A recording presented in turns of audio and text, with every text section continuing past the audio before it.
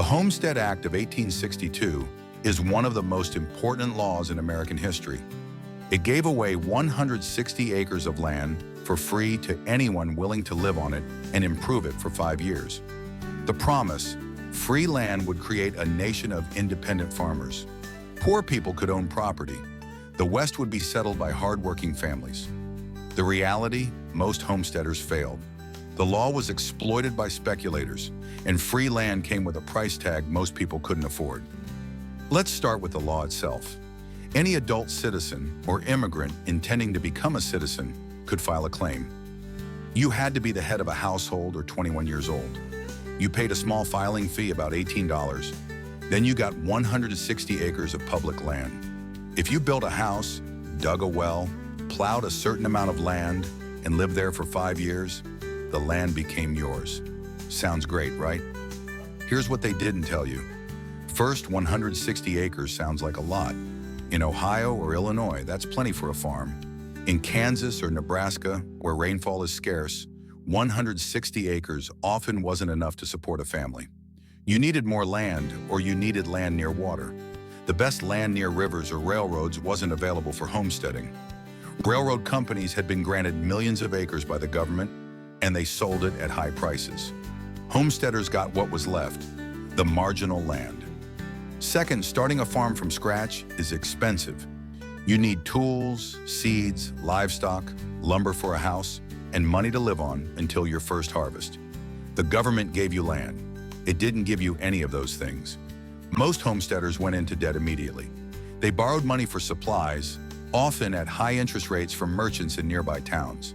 If their crops failed, they couldn't repay the loans and lost everything. Third, the environment was brutal. The Great Plains had unpredictable weather. Droughts could last for years. Blizzards could kill livestock. Hailstorms could destroy crops in minutes.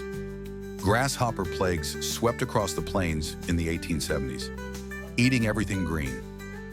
Imagine waking up to find millions of grasshoppers covering your crops, your house, your clothes. They ate everything: crops, leather, even wooden tool handles. People went insane from the devastation. Fourth, isolation was crushing.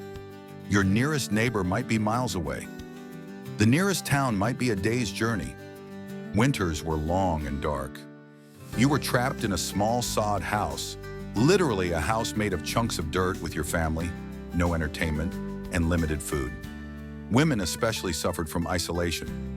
Many letters and diaries from homesteading women described depression, loneliness, and desperation. Suicide rates on the frontier were high. Fifth, Native American tribes sometimes attacked homesteaders. From the settlers' perspective, this was terrifying violence. From Native Americans' perspective, these homesteaders were invaders stealing their land. Both things are true. Despite all this, people tried. Between 1862 and 1900, about 1.6 million homestead claims were filed. That's 1.6 million families or individuals who tried to make it work. How many succeeded? Historians estimate that 40 to 60% of homesteaders failed within the first 5 years. Think about that.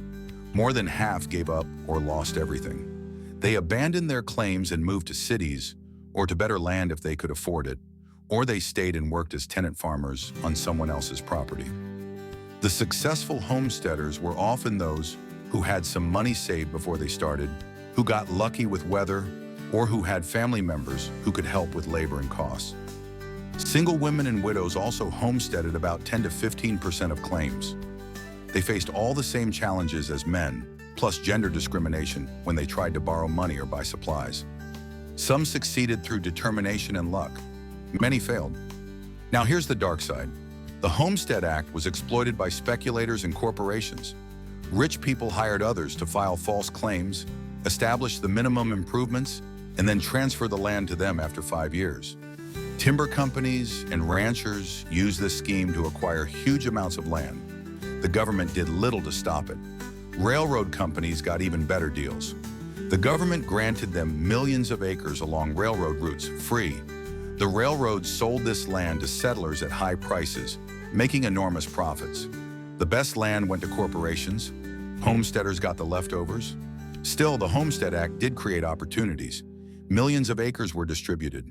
Many families did succeed and establish farms that lasted for generations. The Great Plains were settled, towns were founded, schools and churches were built. The agricultural economy of the Midwest was created, partly through homesteading, but the promise of free land was misleading.